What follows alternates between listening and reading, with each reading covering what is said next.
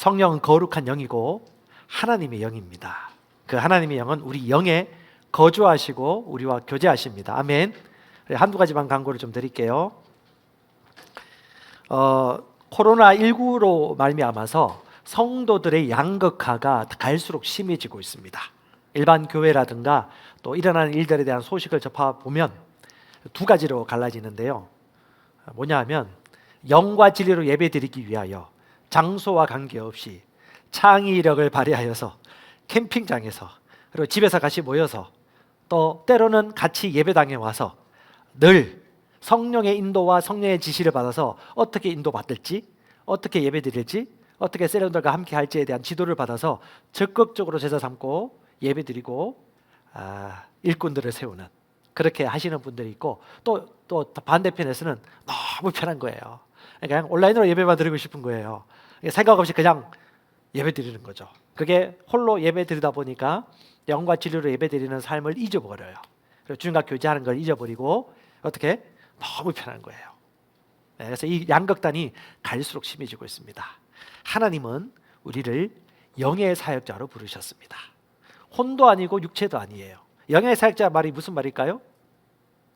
성령의 인도를 받아 하나님의 말씀을 선포하고 말씀의 사람을 세우는 영으로 인도받는 사역자, 바로 영의 직분, 의의 직분, 새 언약의 상속자로 우리를 세우셨습니다. 할렐루야.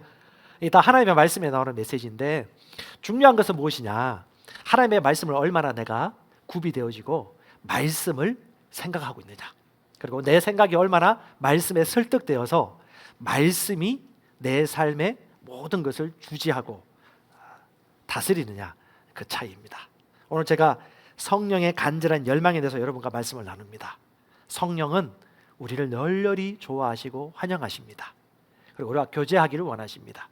성령 하면 뭘 생각해야 돼요? 하나님의 영, 거룩한 영. 그리고 성령을 많이 언급할수록 무엇이 생각날까요? 인간의 영도 생각이 납니다. 왜냐? 성령은 푸뉴마는 우리의 푸뉴마와 연결되거든요. 성령은 하나님 아버지를 계시하시고 예수를 자랑하시며 우리 안에 내주하셔서 우리와 교제하십니다. 그리고 우리가 거룩하다는 것을 더 열렬히 표현하십니다. 성령의 인도를 받을수록 육신과 정욕과 오감의 생각들이 절제가 되어지고 평안해지고 조급해지지 아니하고 평화롭습니다. 그리고 사람을 대할 때에도 사랑의 성품과 절제가 스스럼 없이 드러나기 시작합니다. 왜요? 영을 의식하고 영의 인도를 받기 때문에. 혼과 육체와 오감과 감정과 느낌들이 세력을 잃어버리기 때문에, 영이 세력을 얻기 때문에 영의 인도를 받고 성령의 열매인 사랑과 기쁨과 성품들이 주렁주렁 맺히게 되어집니다. 여러분들에게 그런 축복이 놓여져 있습니다. 아멘. 중요한 우리가 단추를 누르는 거예요. 내가 그렇게 하기 원합니다. 내가 그렇게 예배드리기 원합니다. 내가 그렇게 하기를 원합니다. 성령님은 우리를 향하여 많은 갈망을 가지고 있지만 욕구를 가지고 계신데 오늘 제가 세 가지만 나눌 겁니다. 첫 번째는 뭐냐면 하나님의 영은 우리 안에 거주하시고 우리와 깊이 있게 교제하기를 원하십니다. 여러분, 성령이 어디 계신가요? 내 안에. 정확하게 얘기하면 우리 영 안에, 우리 심령 안에, 우리의 중심에, 이 배에 거합니다. 우리 심령 안에 거하는 거예요. 그래서 우리가 하나님의 집입니다. 하나님의 본부입니다. 그리고 하나님의 어떠하심과 하시는 일들을 운반하여 나르는 운반자이자 전달자입니다. 하나님의 거룩하심, 하나님의 능력, 하나님의 영광, 하나님의 의를 운반하고 나타내는 자입니다. 우리가 성령의 충만함을 받고 영의 인도를 받을수록 주위 사람들은 놀랍니다. 부부라면 하나님을 모르는 사람들이 놀랍니다. 가족들이라면 할아버지, 할머니, 삼촌, 이모가 놀랍니다. 자녀들을 보고 놀랍니다. 며느리를 보고 놀랍니다. 할렐루야. 이게 성령의 역사입니다. 살리는 것은 영입니다. 아멘. 한번 따라합시다. 나는 영의 사역자, 의의 사역자, 신약의 상속자. 할렐루야. 이것이 우리의 정체성입니다. 이것을 여러분 기억하십시오. 하나님이 우리가 그런 자라고 우리에게 선언하고 있는 것입니다. 주님께서는 우리에게 말씀하셨습니다. 내가 너를 영원히 떠나지 아니하고 버리지 아니하리라. 그분은 누구보다도 우리를 좋아하세요. 그래서 우리 안에 거하시고 떠나지 않기로 작정하십니다. 우리만 노하지 않는다면. 그리고 그분은 우리 안에 내주하십니다. 고린도후서 6장 16절에 보면 너무 놀라운 메시지를 우리에게 전개해 주고 있어요. 살아계신 하나님이 우리에게 말씀하십니다. 너희는 살아계신 하나님의 성전이다. 하나님의 집이다. 너희는 살아계신 하나님의 성전이다. 내가 너희 안에 거주하고 내가 너희 속에서 거닐고 나는 너희의 하나님이 되고 너는 나의 백성이 되리라. 이 말씀이 너무 입체적으로 다가옵니다. 주님은 우리 안에 거하십니다. 그리고 뭐 한다고요? 거니십니다. 우리 안에 거니시고 우리를 내가 너의 아버지가 되고 너는 내 백성이 되리라. 그분은 우리 안에 거니십니다. 그분은 우리와 교제하십니다. 그분은 우리와 함께 일하기를 원하십니다. 여러분 잘 아시는 축복의 메시지 한번 더 보세요. 고린도후서 13장 13절 잘 아시죠?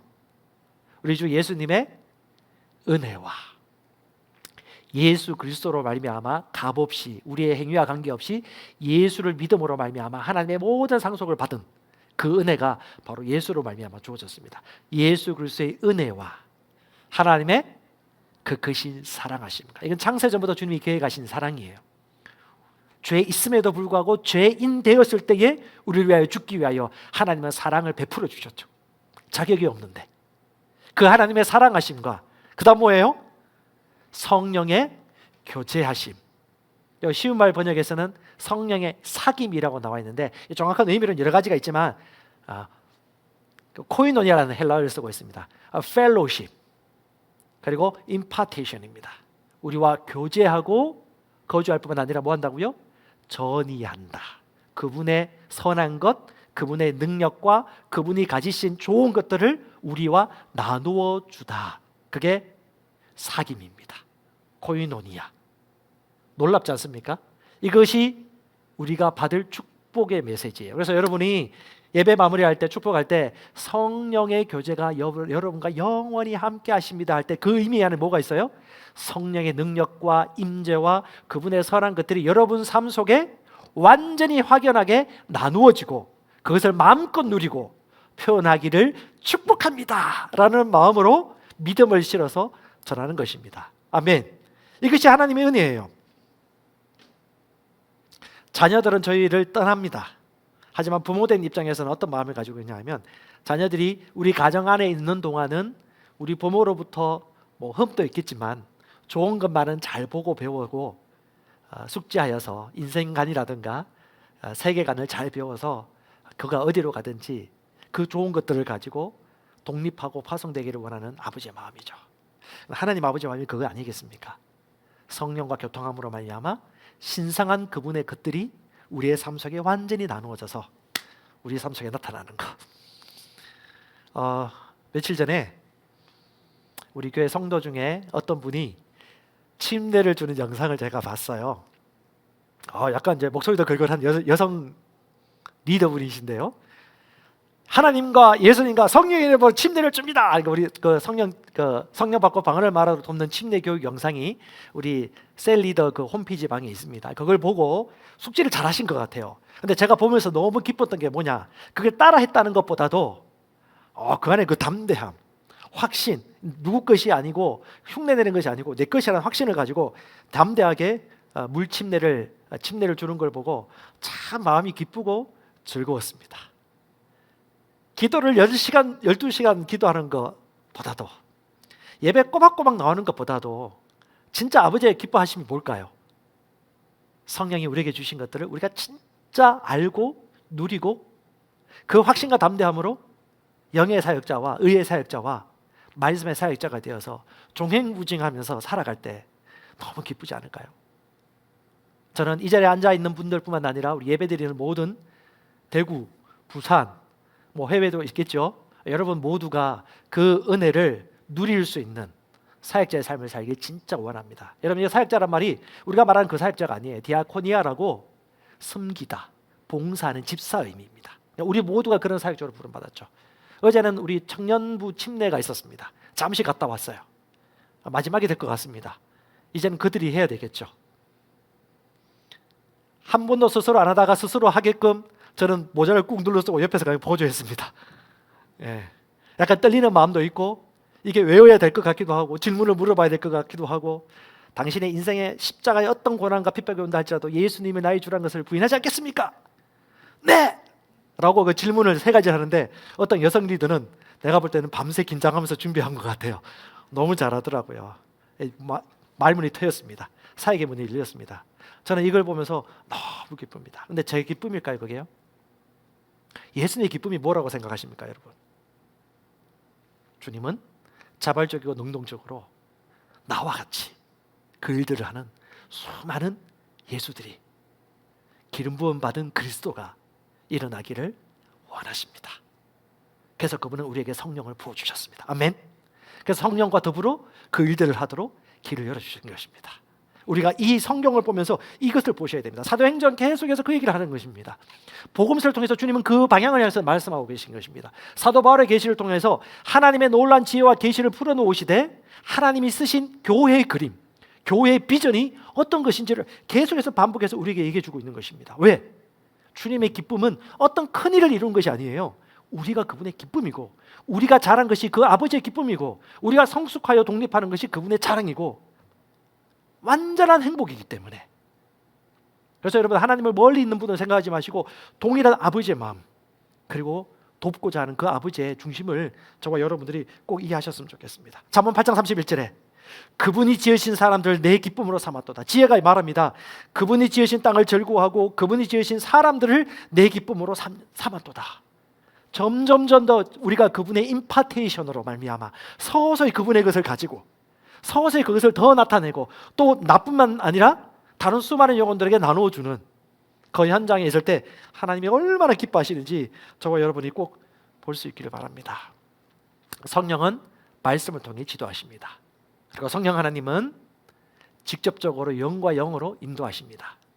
그리고 성령님은요, 이렇게 세워진 지도자와 셀 리더와 팀 리더를 통하여 말씀하시고 지시하십니다. 여러분, 이것을 잊지 마십시오. 말씀과 친하고 성령님과 교제하고 영적 권위를 가진 리더와 친분을 잘 가지십시오. 지혜로운 자는 그 비밀을 압니다. 저는 이것을 늦게 깨달았다고 지금 이 연사 99번 얘기하면 1000번 될 것 같습니다. 왜냐하면 마지막 계시예요. 성경에 보면 너무 많이 나와요. 이번에 우리가 성경에 이렇게 민수기를 읽는데 또 얼마나 신약의 원리들이 그곳에 나오는지. 여러분, 구약은 신약의 그림자예요. 그 안에서 사도 바울과 예수님이 말씀하셨던 영적인 원리를 잘 구분하고 캐내어서 적용하시면 좋을 것 같습니다. 한 분이 계신데 이분이 진짜 하나님을 사랑하고 성령의 인도를 받기를 열망하는 분이에요. 그런데 너무 열망하다 보니까 이게 말씀을 좀 알지 못하는 가운데 열망하다 보니까 들리는 건 들리는데 성령의 음성이 아닐 수 있다는 것을 몰랐던 거예요. 근데 이런 분들 같은 경우는 방언기도 잠시 그만두시고 말씀을 공부하시고 말씀 고백 기도를 하시고 말씀으로 생각을 변화시키는 묵상을 많이 하시고, 그 다음에 영적 리더가 왜 저렇게 나에게 반하여서 얘기를 하는지를 잘 기울여 듣고 믿음의 근거를 두라고 제가 권면을 하는 편입니다. 그래서 여러분, 혹시 하나님의 뜻에 대해서 내가 잘 모르거나 나와 교제하고 영적인 말씀을 나눠주는 리더가 좀 아니라고 말할 때는 뭔가 있어, 내가 좀 더 알아야 될 것이 있겠구나라고 생각하시면서 겸손한 마음으로 성령은 연합하여 합력할 선으로입니다. 그리고 우리를 세워주기 원합니다. 그래서 성령님이 어떻게 우리를 인도하시는지, 그분의 말씀, 그분의 직접적인 우리의 인도, 그리고 영적 지도자를 통한 메시지를 여러분 잊지 마시고 관계를 잘 유지하시고, 특별히 이단 사냥꾼들이 직통계시라는 단어를 쓰는데 직통계시라는 말이 상당히 부정적인 단어로 쓰입니다. 근데 정확하게 말하면 직통계시를 좋게 해석하면 뭐예요? 성령님이 직접 우리 영에 인도해 주는 메시지입니다. 근데 이걸 부정적으로 생각하면 직통계시하는 자들은 나쁜 사람이야, 이단이야라고 얘기하는데, 여러분 상당히 좋은 말입니다. 영의 인도를 많이 받으세요. 직통기치 받지 마시고 성령의 직접적인 인도를 받으시기 바랍니다. 왜 이런 말 쓰면 또 싫어하시니까. 근데 여러분, 성령이 우리의 영을 통해서 인도하는 건 너무 자연스럽지 않습니까? 성령의 인도를 너무 잘 유지하시고 인도받으시기 바랍니다. 특별히 하나님의 말씀이 내가 추구하는 감각을 지배하여서 영향력이 증대되도록 여러분 감각을 쳐서 복종시키시고 말씀이 영향력이 될 수 있도록 우리에게 지배할 수 있도록 여러분 내어주는 훈련을 꾸준히 하시면 좋을 것 같습니다. 청년들이 중에 어떤 분이 그런 고백을 했어요. 내가 지난주 말씀을 듣다 보니까 내가 고집이 강하면 강할수록 하나님의 온전한 뜻을 분별하지 못하여 놓치고 있는 메시지가 많은 것 같습니다 라고 하는 고백을 했습니다. 성경을 읽어보면 아시겠지만 성령은 우리와 교제하기 원하시는데 우리의 고집이나 성질이 좀 좋게 써야겠죠. 성질이 좀 커요. 많이 드러나요. 기질이 좀 많이 드러나요. 그러면 그럴수록 성령의 인도를 잘 받기 힘듭니다. 성령의 반대가 뭐예요? 여러분, 성령의 반대가 뭐라고 생각하십니까? 악령? 악령이라고 할 수는 있겠지만 이미 악한 영은 우리 발 아래 놓여 있기 때문에 바울이 얘기하는 구도는 가장 많이 언급하고 있는 구도는 성령과 육신을 대비하고 있습니다. 그러니까 우리의 육신과 육신의 생각들과 정력들과 우리의 고집들을 쳐서 복종시키고 감각을 양보한다라면 성령의 인도를 받기 쉬운데 오늘 그 이야기가 나옵니다. 자, 육신의 생각과 영의 생각을 어떻게 구분하냐? 주님 우리와 교통하기 원하는데 어떤 육신의 생각이 성령의 인도하심과 말씀들을 방해하는지 우리 같이 한번 보았으면 좋겠습니다. 성령은요 우리에게 유익한 것을 알려줄 때 아주 단순하고 명쾌하게 말씀하십니다. 자, 민수기 말씀 같이 보겠습니다. 22장. 제가 다 읽어드리지는 않겠습니다. 여러분 잘 아는 이야기예요. 하나님의 백성들, 우리 이스라엘 백성들이 이집트를 탈출하여서 광야길을 가고 있는 가운데 모압 왕과 모압 백성들이 덜덜덜 떨면서 이스라엘 백성들에 대해서 두려워했어요. 저들이 우리를 칠 거다. 저들 너무 강하다. 세력이 너무 강하다라고 막 대적하고 있을 때 이 모압 왕 발락이 장기를 했습니다. 머리가 좋아요. 그래서 그는 발람이라는 선지자를 불러서 저 이스라엘 백성들을 저주하기를 원하여 발람에게 신하들을 보냅니다.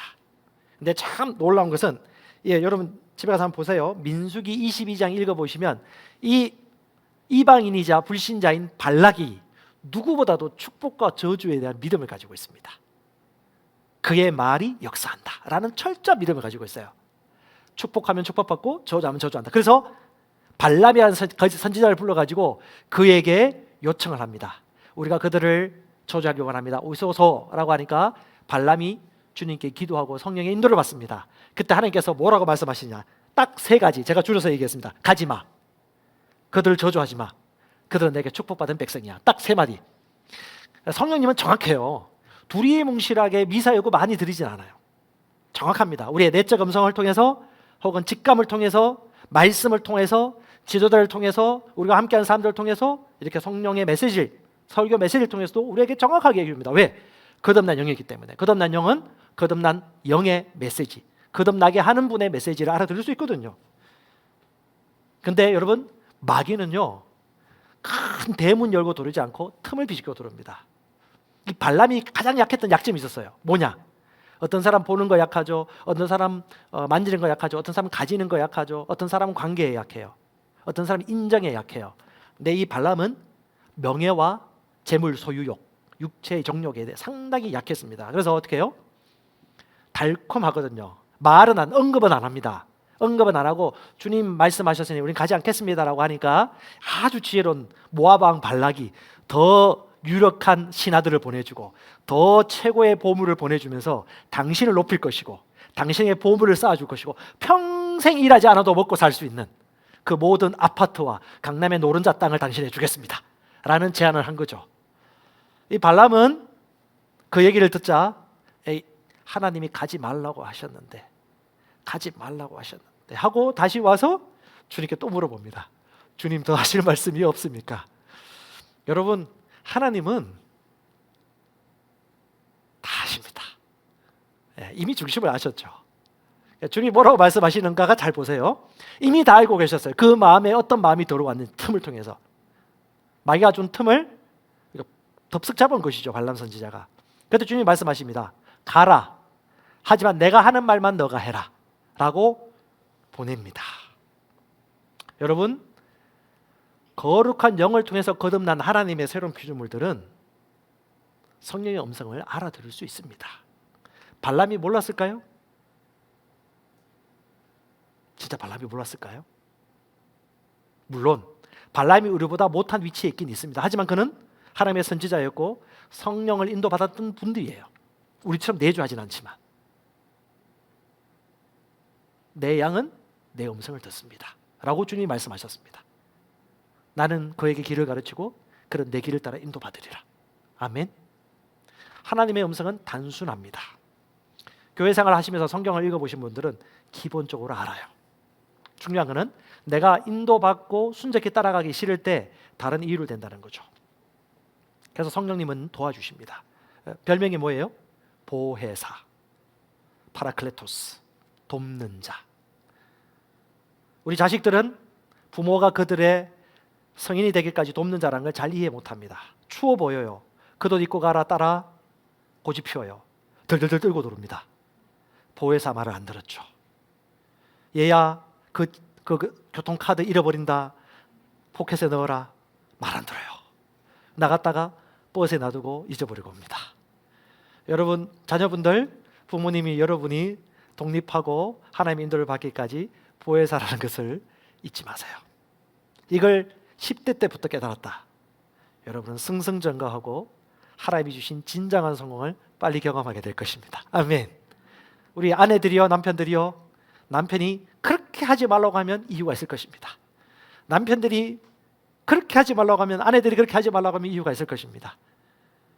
서로 합의를 하십시오. 인도를 받으시고 아무리 옳다 하더라도 그 영혼의 인격을 존중하시고 같이 존중하시면서 걸어갈 수 있기를 바랍니다. 성령이 그런 분이에요. 가지마! 네가 내 말 안 들어! 라고 하면서 정죄하시고 고함치시고 물건 던지시는 분이 아니에요. 그분은 인격이시고 온유하시고 잘 되길 원하십니다. 근데 하나님이 어떤 분이신지 22장 21절 제가 올렸는지 모르겠습니다. 제가 읽어드릴게요. 참 예수님이 하나님이 약간 뒷북치세요. 그가 간 것으로 인하여 하나님의 분노가 타올라. 가라고 하셨잖아요. 그렇죠? 근데 하나님의 분노가 타올라 주의 천사가 대적이 되어 그를 치려고 칼 들고 길에 서니라. 여러분 잘 아시는 내용일 겁니다. 역대상 22장 읽어보면 발람이 발락 왕에게 갈 때 나귀가 가고 있는데 나귀의 눈을 열어보게 한 거예요. 하나님의 사자가 칼 들고 좁은 길에서 버티고 있는 겁니다. 칼로 치려고. 근데 나귀가 그걸 보고 난 다음에 자기 주인을 살리려고. 야, 개만큼 충성스러운 나귀입니다. 자기 주인 발람을 살리려고 안 가려고 하니까 이 발람이 막 때리죠. 왜 안 가느냐, 왜 안 가느냐 하니까 발이 막 지디겨지는 거예요. 그러니까 나귀가 입을 열 바랍니다. 주인이시여, 내가 당신을 지금까지 섬기고 내가 당신에게 그랬던 일을 한 적이 있습니까? 저는 이 시츄에이션을 보면서 너무 놀라운 게 나귀가 말하는 것도 너무 신기했을 것인데 이 발람도 놀라지가 않아요. 나귀하고 대화를 해요. 하나님께서 나귀를 통하여 그 말씀을 해주시는 거죠. 그렇다고 여러분 나귀가 말하도록 하는 것이 정상은 아닙니다. 특별히 그렇게. 그래서 여러분 하나님 나귀처럼 개가 나한테 말하게 해주세요. 뭐 음소에 나타나가지고 갑자기 정확하게 나에게 귀에 대고 얘기해 주세요. 이걸 너무 추구하지 마세요. 이건 구약시대 때 이렇게 할 수밖에 없었어요. 왜? 우리 안에 내주하지 않으셨고 우리에게 직감이라든가 내적 음성으로 말할 수 없었기 때문에 그때는 우리의 오감을 통해서 반드시 보여주셔야 알아들을 수 있었기 때문에 그런 시대였어요. 그래서 그때는 율법의 시대였죠. 율법을 지키지 않으면 죽어요. 무섭습니다. 여러분 지금 구약 성경 읽고 있잖아요. 주님 말씀하시면 성령이 이런 마음이에요. 가 하지만 너무 아픈 거죠. 근데 이런 하나님 이 분노가 신약 시대에 이렇게 분노가 타오르겠다고 생각은 하지 마시고 어떻게? 이미 그분은 우리를 집으로 삼으셨습니다. 이제는 그분이 우리 안에 거주하세요. 아멘. 내주하시고 계속해서 말씀해 주시고 그분은 좀 더 젠틀하게 아파하시고 계속해서 여러 방면을 통해서 파이프라인을 통해서 공급해 주시고 말씀해 주시고 부모를 통해서 영적 리더를 통해서 No 좀 더 생각해. Not yet. 아직 아니야 라고 하시면서 계속해서 인도해 주시는 인격이신 분이십니다. 할렐루야. 그래서 여러분, 우리 옆 사람 보고 꼭 권면하고 싶습니다. 성령님과 나와 인격적인 조용한 시간, 그분과 1대1에 경험하는 시간, 그분의 음성을 듣는 시간을 우리 예수님과 바울과 베드로와 바울과 실라가 그렇게 살았듯이 목사님이 새벽 6시마다 실시간으로 기도에 인도해서 들어가는 게 아니라 언제 여러분 스스로 결단해서 그렇게 시간을 가지다가 한 번씩 우리가 축제 예배라든가 한 번씩 축제 금요 월간 기도회라 이렇게 할 때 그것이 터져 나오는 축제의 장이 될 수 있도록 여러분 단계를 뛰어넘을 수 있기를 진짜 바랍니다. 아멘. 여러분, 시대가 바뀌었습니다. 예전처럼 모든 100명, 200명은 다 불러가지고 어떻게 해야 이 사람 살려야지, 어떻게 해야 이 사람 살려야지. 지금 그럴 수가 없어요. 그럼 풀타임 사역자 몇백 명을 둬야 돼요. 한 사람이 몇 명을 지도하고 제대로 세워줄 수 있느냐? 6명, 7명, 그것도 많아요. 지금 중등부, 고등부, 유초등부 한번 보세요. 그들 소그룹 리더가 진짜 많은 수를 거느리고 있어요. 근데 여러분, 다 자기 직장 일에 바빠요. 근데 그런 사람들에게 헌신하라고 우리가 성령의 감동으로 말미암아 지도를 하곤 하겠지만 그렇게 자원하에서 오는 사람들이 이제 많이 없어요. 근데 그 희생을 요구할 수 없어요. 무슨 말입니까? 생각을 바꾸셔야 된다고요. 뭐 메타버스 교회 학교라고도 하지만 결국은 하나님의 말씀으로 훈련받고 성령의 인도를 받고 스스로 결단하고 책임지는 아이들은 그 가정에서 어떤 분위기를 연출하고 있지? 아버지와 엄마와 그 자녀는 무슨 얘기를 하고 있고 어떻게 예배드리고 있고 밥상에서 어떤 나눔을 가지고 있지? 시간이 빌 때 항상 어떤 것을 루틴하게 가지고 있지? 라고 배우시고 관찰하고 물어보셔야 돼요. 다시 말합니다. 제가 또 이 얘기를 하는 이유는 뭐냐 하면 저도 부모이지만 공교육에 애를 맡길 수 없다고 제가 얘기했죠. 사교육에 다 맡길 수 없습니다. 교회 학교에 맡길 수 없어요. 우리 전도사님, 목사님이 다 책임져 준다고요. 어떻게 그렇게 가능합니까? 초 울트라 슈퍼맨이 될 수 없어요. 그리고 한 사람이 맡을 수 있는 사람은 소수예요. 그걸 빨리 깨달으셔야 됩니다. 지혜를 나누는 겁니다. 그분 안에 있는 가장 최고로 돕는 그 성령님과 우리 자녀와 우리 형제와 우리 셀 멤버들이 그렇게 연결되어져서 스스로 일어설 수 있도록. 왜 이렇게 시간이 빨리 갑니까? 벌써 30분 다 돼가네요. 예, 진짜 그렇게 가셔야 됩니다. 지금 한국교회 이번에 코로나19 터지면서 난리 났습니다. 예전에 그 교회의 그림들을 여러분 뛰어넘으셔야 돼요. 성령은 우리 안에 거하시고 우리가 깊이 있게 교제하기를 원하십니다.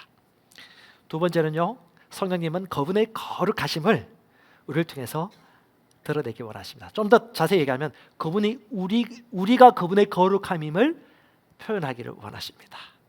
같이 고백합시다. 나는 거룩합니다. 우리는 거룩합니다. 여러분 거룩합니다. 거룩해요. 믿으세요. 지나간 일들 빨리 떨쳐버리세요. 지나간 실수, 내가 왜 그랬을까? 아니요, 다 알아요. 하지만 이제 거룩한 성령이 우리 안에 본부를 삼으셨고 우리 안에 지혜와 의와 거룩함이 되셨습니다. 아멘. 그럼 우리 안에 내주하십니다.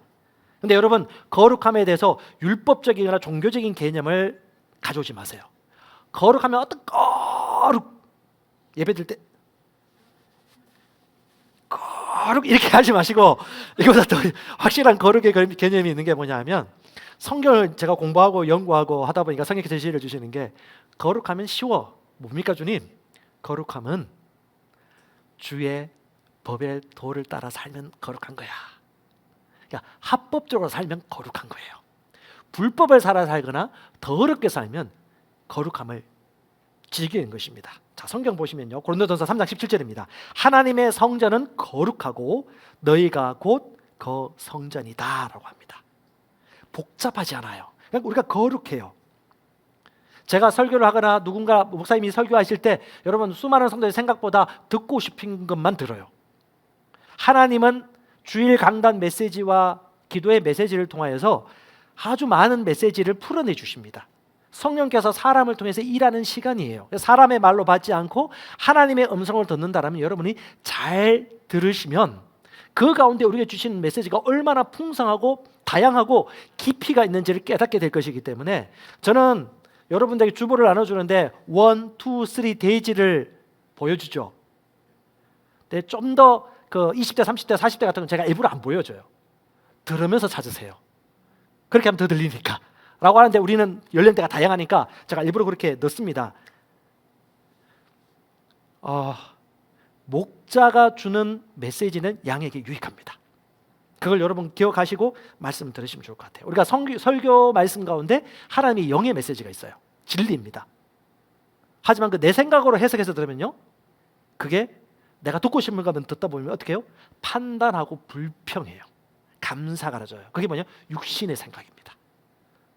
이걸 여러분이 말씀을 들을 때 잘 분별하셔서 셀 모임 할 때도 그걸 분별하셔야 돼요. 맞고 틀리다고 가면 틀린 거예요. 맞고 틀린 게 아니에요. 어떤 것이 진리이고 진리가 아닌지, 어떤 것이 영의 말씀이고 어떤 것이 우리 인간의 고집이고 육신의 생각들인지를 분별하시면 되는 거예요. 이해가십니까? 자, 한번 보십시다. 민수기 20장에 여러분 이 말씀 잘 묵상하십시오. 민수기 20장 12절 메시지인데요. 여러분 저는 성경 읽으면서 참 한때 좀 이해하지 못했던 게, 이렇게 고생하면서 바구니에서 건진받은 생명이었던 모세가 어떻게 가나안 땅에 들어갈 수 없습니까? 주님, 단지 그 한 번의 실수 때문에 라고 했던 인물이 모세인데, 그 모세가 가나안 땅에 들어가지 못했던 결정적인 이유가 뭔지 아십니까? 하나님의 거룩함을 나타내지 않아서. 자, 민수기 20장 12절, 뭐 전반부 후반부도 있겠지만 제가 이 말씀 읽겠습니다. 주께서 모세와 아론에게 이르시되 너희가 나를 믿지 아니하고 불신했다는 거예요. 이스라엘 자손의 눈에서 나를 거룩히 구별하지 아니하였나니 그러므로 너희는 이 회중을 내가 그들에게 준 땅으로 데리고 들어가지 못하리라 하시니라. 무슨 일이 있었습니까? 이스라엘 백성들이 그렇게 주님의 은혜를 베풀었음에도 불구하고 진짜 질겨요. 진짜 고집불통이에요. 우리 이스라엘 백성들. 먹을 것 주세요. 우리가 여기서 죽겠습니다. 먹을 것 주세요. 이제 목이 말라요. 물 좀 주세요. 물 좀 주세요. 모세도 엄청 열받았어요. 화가 났어요. 막 의의 분노가 막 올라옵니다. 그때 주님이 말씀하십니다. 얘야, 내 주님, 저 반석에게 명하라. 그러면 물을 낼 것이다. 모세는 어떻게 했습니까? 한마디 더 붙입니다. 그러니까 성경 말씀 읽어보세요. 모세의 분노가 나와요. 자, 모세가 온유함이 지면에 상했지만 이 장면에서는 실수합니다. 모세가 분노합니다. 그리고 뭐라고 말합니까? 지팡이를 들고 명하라고 했죠. 지팡이를 드는 건 맞아요. 그러니까 틈이에요, 틈. 하나님의 말씀을 순종했어요. 지팡이를 들었어요. 근데 지팡이 치라고는 하지 않았거든요. 지팡이를 들고 명하라. 지팡이 들고 톡톡 치면서 물을 내라! 소리 어떻게 질는지 모르겠어요. 물을 내라! 이렇게 했을까? 저는 그렇다고 생각하지 않아요. 앞에 말 한마디 보면 조금 물 내라 이놈들아! 하면서 물만큼 먹어라. 배 터지도록 먹어라. 라는 말은 하지 않았지만 그렇게 해서 물을 먹었습니다. 예, 합력할 선을 이루었습니다. 물이 안 나오진 않았어요. 근데 20장 12절에 주님이 말씀하십니다. 이스라엘 백성들의 눈에서, 이스라엘 백성들이 볼 때에 나를 거룩히 구별하지 아니하였기 때문에 너는 그 땅에 들어가지 못하리라. 저는 곰곰이 생각해서 이게 무슨 말일까? 두 가지 정도 생각했는데, 모세가 성질내므로 하나님의 거룩함이 감춰졌어요. 그래서요, 지팡이를 두드림으로 누가 영웅이 됩니까? 모세가 드러나죠. 여러분, 설교자가 우상이 될 수도 있습니다. 목사나 리더가 우상이 될 수도 있고, 인정받을 수 있는 욕심이 생길 수도 있고, 모든 것에서 칭찬 듣는 그런 자리에 가고 싶은 욕심이 될 수도 있어요. 그때 의미시 오는 게 뭔지 아십니까? 시기 질투. 왜 저 사람만 높이는데 나는? 내가 옳다는 걸 증명하기 위하여 잘 얘기하기 시작하죠. 옳고 그런 문제가 아니에요. 영이냐 육신이냐. 하나님은 우리를 통해서 당신의 거룩함을 나타내도록 우리를 세우셨지, 우리가 주관하기 원치 않으십니다. 아멘. 항상 겸손하게 주님의 거룩하심이, 영광스러우심이 우리를 통하여 드러나도록 주님이 계획하셨습니다. 그것이 모세의 이 이야기를 통해서 우리에게 알려주는 것입니다. 우리가 그분을 거룩하게 나타내면 그분은 높아지시고 또한 우리 또한 같이 높아지심을 알 수 있습니다. 아멘. 그것이 하나님의 방법입니다. 우리가 그분의 거룩함을 나타내야지라고 다짐하지 마세요. 그냥 우리가 그분의 거룩함이지라고 믿으시고 여러분의 여러분 되심을 표현하시면 됩니다. 열심히 뭔가 하려고 힘쓰면 힘쓸수록 우리는 육신을 따라 유혹에 빠질 수가 있습니다. 그분의 어떠하심과 거룩하심들을 나타내기로, 그러니까 마음 먹으시고요, 의롭게 친절하게 주님의 거룩함을 나타내는 통로로 살아갈 수 있기를 바랍니다. 같이 고백합시다. 나는 거룩합니다. 나는 하나님의 거룩함입니다. 할렐루야. 여러분의 본 모습이에요. 죄를 짓기 너무 어려워요. 더럽게 살 수가 없어요. 마귀의 특징이 뭡니까? 더러운 영이잖아요. 불법이에요. 불법. 다른 말로 거룩함을 나타내는 최고의 길은 뭐예요? 하나님의 말씀을 단순하게 지켜가는 합법적인 삶을 살아갈 때 그분의 거룩함이 나타날 수밖에 없습니다. 다른 것이 아닙니다. 유다서 1장 11절에 보면 하나님의 거룩함을 막아선 그런 이들 세 사람을 얘기하는데 가인과 발람과 고라입니다. 화의 실신자 이 사람들이요, 가인의 길에 행하였으며 삭스를 위하여 발람의 어거리진 길로 몰려갔고 고라의 패역을 따라 멸망을 받았다. 여러분, 가인이 어떤 일을 저질렀습니까? 아벨이 제사를 지내고 가인이 제사를 드렸는데, 여러분 성경 문맥을 살펴보면요, 가인은 어떻게 제사를 지내야 되는지를 알고 있었던 것 같아요. 그래서 성질 나는 겁니다. 아벨을 좀 꼬실 수도 있어요. 야, 나처럼 같이 예배드려. 근데 아벨은 하나님께 인정받았습니다. 가인은 책망받았습니다. 근데 가인이 뭐 했죠? 시기합니다. 그 시기가, 하나님께 인정받지 못한 시기가 누구한테 가요? 동생에게 갑니다. 그리고요, 시기심으로 말미암아 불법을 행합니다. 돌을 틀어 죽어버리죠. 잘 보세요, 여러분. 옆에 있는 이웃 사촌이 요번에 집값 올라갔는데 6개월 전에 집을 샀네. 그리고 그 마지막 막차를 내가 못 탔단 말이지. 여러분, 배 아픕니까? 상대적 박탈감을 느낍니까? 이게 시기입니다. 멀리서 찾지 마세요. 시기예요. 저 사람이 인정받고 저 학생이 인정을 받을 때 내가 왜 인정 못 받는 거야? 이것이 바로 육신입니다. 불법을 행하는 거죠. 남들이 잘 되는 게 내가 피해 봅니까? 그렇지 않거든요. 그가 잘 되기를 우리는 진짜 기뻐할 수 있습니다. 아멘. 그것이 아버지의 마음입니다. 성령의 인도하심입니다. 두 번째, 우리 발람 같은 경우는요, 아시죠? 삭, 불의의 삭, 이 육신의 정욕, 재물의 정욕 때문에 어떻게 해요? 탐욕으로 말미암아 불법을 저지릅니다. 불의의 삭시를 사랑하다 보니까 뭐가죠? 머리가 돌아가요. 계산이 돌아가죠. 주님께 한 번 더 물어봅니다. 40일 금식 기도까지 합니다. 정령주님의 뜻이 무엇입니까? 그러니까 여러분, 행위로 보면 안 돼요. 중심을 우리가 말씀에서 볼 수 있는 눈을 가지셔야 됩니다. 세 번째, 고라입니다. 고라는요, 거역합니다. 무엇을 거역합니까? 하나님의 뜻이 가나안 땅에 들어가기 위한 것인데 모세와 아론을 비방합니다. 당신만이 하나님의 인도를 받는 자들입니까? 라고 하나님의 권위를 무시하면서 거역할 때 땅이 입을 열어가지고 고라 자손들이 다 들어가 버리고 땅이 문을 닫아 버립니다. 아주 무섭죠. 시기와 물질에 대한 탐욕과 영적 권위에 대한 거역, 이 모든 것들이 하나님의 거룩함을 나타내지 못하게 하는 불법이 될 수 있는 아주 큰 유혹들입니다. 여러분 기억하십시오. 고린도서 3장에 말합니다. 너희가 하나님의 성전인 것과 하나님의 영이 너희 안에 거하는 것을 알지 못하느냐. 아멘. 하나님의 영이 너희 안에 거하는 것을 알지 못하느냐. 요한일서 5장 13절에 너희에게 영생이 있음을 알지 못하느냐. 무슨 말이에요? 에이도라 나왔습니다. 알다, 에이도, 인식하다, 정확하게 경험하다, 깨닫다라는 뜻입니다. 성령이 우리 안에 계시던 것을 인식하지 못하느냐, 알지 못하느냐. 그 성령이 여러분들을 가장 좋은 길로 인도하십니다. 성령의 시대입니다. 지금 사도행전의 시대입니다. 성령 충만받고 방언을 말하도록 돕고, 성령을 통해서 거듭나게 하고, 성령을 통해서 하나님의 말씀을 묵상함으로 말미암아 주의 영으로 말미암아 지금도 영광스럽지만 더 영광스러운 자리로 올라갈 수 있도록 성령께서 지금도 계속해서 일하십니다. 여러분, 그 성령께서 지금 일하고 계시는 그 흐름들을 놓치지 마세요. 우리가 배가 하는 교회 개척이라든가 진 에드워드라든가 배가 하는 셀 교회 개척에 대한 책들을 읽고 하는 이유가 뭐예요? 성령께서, 하나님께서 지금 그 시간표 가운데 하나님의 교회들이 그렇게 일하기를 원하세요. 재림하신 주님이 언제 오실지 몰라요. 우리가 한 80, 90 돼서 오겠다, 그걸 몰라요. 5년 후에 오실 수도 있고 20년 후에 오실 수도 있고 3일 후에 오실 수도 몰라요. 우리가 지금 시대를 보고 있지 않습니까? 하지만 중요한 건 뭐다? 주님 오셨을 때 우리 주님이 내게 하라고 한 그 일들을 내가 충성스럽게 감당하고 성령의 인도를 받고 있는지를 본다라면 우리는 기쁨으로 그분을 맞이하게 되겠죠.